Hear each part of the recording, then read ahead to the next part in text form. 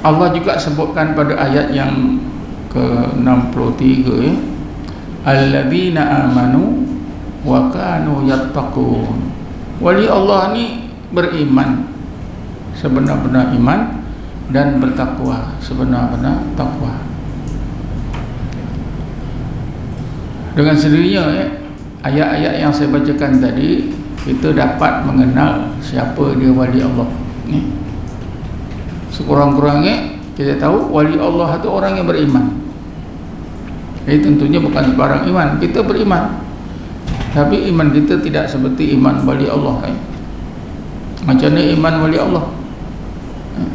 Itulah yang ditakuti hanya Allah, dibimbangi hanya Allah saja, yang lain tak ada. Dan mereka ini bertakwa, bahkan yattaqun. Ini juga sifat wali ya. Artinya kalau orang tak beriman bukanlah wali, atau beriman tapi dia melanggar syariat Allah, bukanlah wali Allah. Sebab itulah tuan-tuan, ada seorang ahli hadis ya, Hafiz Ibn Hadis, Ibnu Hajar Asqalani, yang mensyarahkan kitab Sahih Bukhari. Kitab Sahih Bukhari itu dihurai secara panjang lebar, maksudnya ya, sanadnya dan sebagainya oleh Ibnu Hajar Asqalani. Kitab syarah Bukhari ini, Sahih Bukhari ini, dikenali dengan Fathul Bari. Dulu saya masa belajar kat Kuliah Islam, ada kitab ni besar, tingginya kat saya macam tu, besarnya macam tu, berbelas jilid ni. Kalau ambil semua tu kita pikul berat. Siapa yang buat kitab tu? Ibnu Hajar Asqalani. Ada satu lagi ahli hadis, Ibnu Hajar Haytami.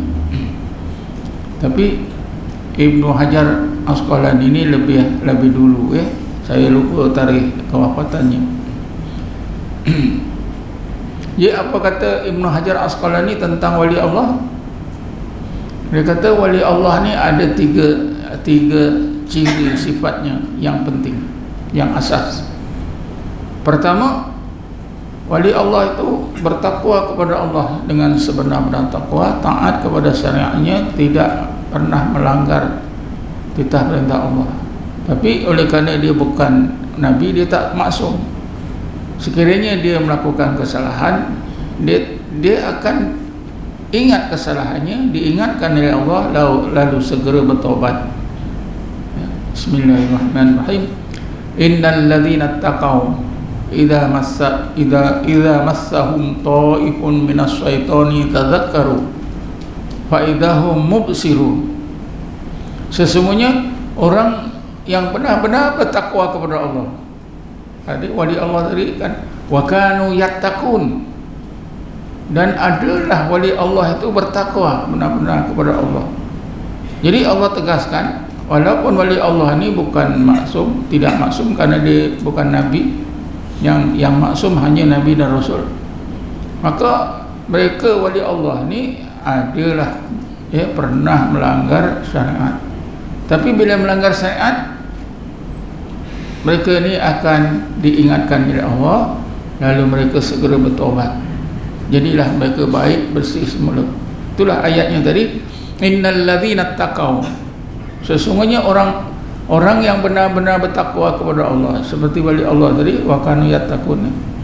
Idza, apabila massahum ta'ifun minas syaitani, apabila ditimpa oleh satu was-was, tipu daya syaitan, sehingga melakukan kejahatan, kesalahan, tazakkaru, mereka akan tazakkur. Saya dah ajarkan hari itu konsep tazakkur. Mereka ni ingat kesalahannya dan nampak buruknya kesalahan itu. Fa idahum mubsirun, akhirnya mereka ni nampaklah yang benar, yang hak dengan yang batil, lalu mereka kembalilah ke jalan yang benar. Ini mengenai wali Allah. Jadi kata Ibnu Hajar Asqalani, wali Allah, sifat wali Allah yang pertama ialah mereka ni taat benar-benar kepada syariat Allah, tidak melanggar perintah Allah Subhanahu wa taala. Disebutkan dalam surah Ra'd ya. Bismillahirrahmanirrahim. Alladzina yufuna bi ahdillahi wa la yanqudunal mitsaq. Mereka itulah orang-orang yang menyempurnakan janji mereka terhadap Allah, bahawa mereka hanya menuhankan Allah, wa la yanqudunal mitsaq, dan mereka tidak melanggar hukum hakam agama yang ditetapkan oleh Allah Subhanahu wa taala. Ini wali. Ya. Jadi betul lah pandangan Ibnu Hajar Asqalani tentang sifat wali yang pertama itu betul ya. Berpegang kepada, sentiasa taat, berpegang pada syariat Allah, tidak melanggar syariat Allah. Sungguh-sungguh ya. Jadi kalau seorang itu dia melanggar syariat Allah, terutamanya selalu melanggar, itu bukanlah wali. Sebab itu setengah orang sufi dia sangat warak, berpegang pada hukum syariat ni, kuat berpegang pada hukum hakam syariat Allah ni, dia makan warak pada hukum hakam. Jadi wali Allah itu warak betul, sehingga waraknya itu macam mana, sehingga yang makruh pun tak dibuat, yang makruh pun tak dibuat. Satu hari murid-murid Abu Yazid Bustami ini meninggal dunia tahun 262 Hijrah. Tolaklah 1435, tolak 262. Kewafatannya dah hampir 1200 tahun nah. Kuburnya sekarang di Iran, di negeri Iran. Kalau daripada Tehran tu jauh lah, 1000 batu Saya melawat kubur Abu Yazid Bustami itu daripada Tehran, terbang 2 jam ke satu daerah bernama daerah Mashhad. Daripada Mashhad itu naik kereta, naik bas. Kami pergi 80 orang, 20 bas.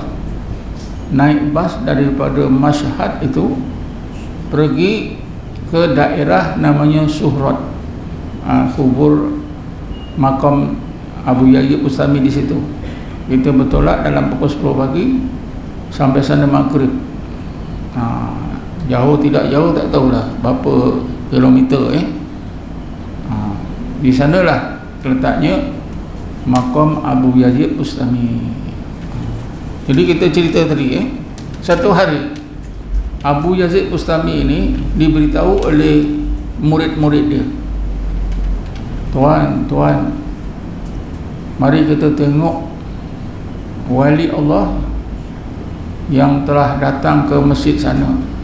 Dia wali Allah yang terkenal, datang daripada jauh.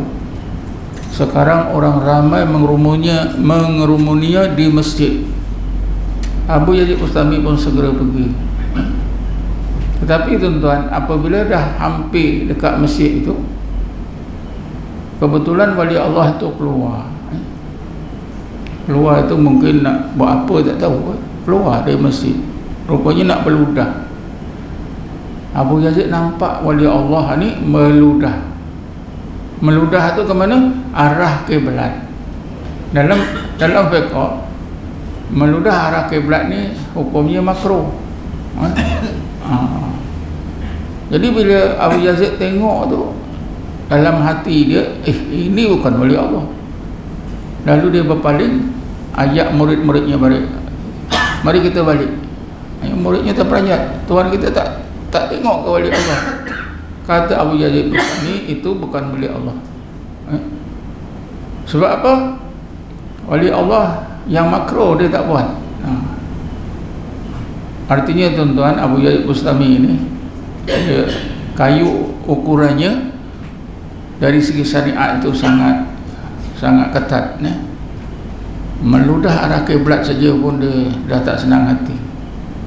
Jadi macam manalah Abu Ya'yub Bustami ni? Tentunya Abu Ya'yub Bustami ni wali Allah, betul tak? Orang yang dikatakan wali Allah pun dia tak iktiraf, sebabnya sikit je ludah ke barat. Jadi kerana itu tentulah Abu Ya'yub Bustami dia tak buat yang makruh.